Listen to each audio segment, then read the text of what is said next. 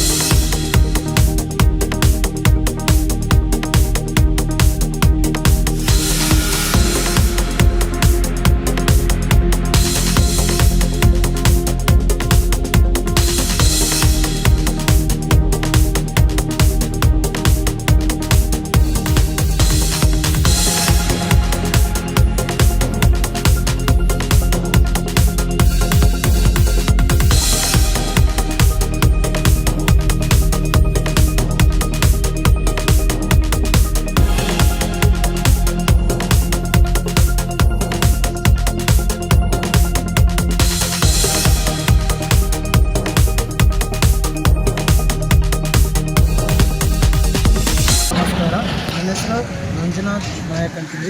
ನಾನು Chandrakant Patil central school English medium school Karuneshwara ನಗರದಲ್ಲಿ ಸಹ ಶಿಕ್ಷಕನಾಗಿ ಕೆಲಸ ಮಾಡುತ್ತಿದ್ದು, ಇಂದು ಸೆಪ್ಟೆಂಬರ್ 15 ವಿಶ್ವ ಪ್ರಜಾಪ್ರಭುತ್ವ ದಿನ ಆಗಿರೋದ್ರಿಂದ ನಮ್ಮ ಕಲಬುರಗಿ ಜಿಲ್ಲೆಯಲ್ಲಿರುವಂಥ ಜಿಲ್ಲಾಧಿಕಾರಿಗಳು 113 ಕಿಲೋಮೀಟರ್ ಅಂದರೆ ಕಮಲಾಪುರ ತಾಲೂಕಿನಿಂದ ಹಿಡಿದು ಚಿತ್ತಾಪುರ ತಾಲೂಕಿನವರೆಗೆ ಈ ಮಾನವ ಸರಪಳಿಯನ್ನು ಹಮ್ಮಿಕೊಳ್ಳಲಾಗಿದೆ.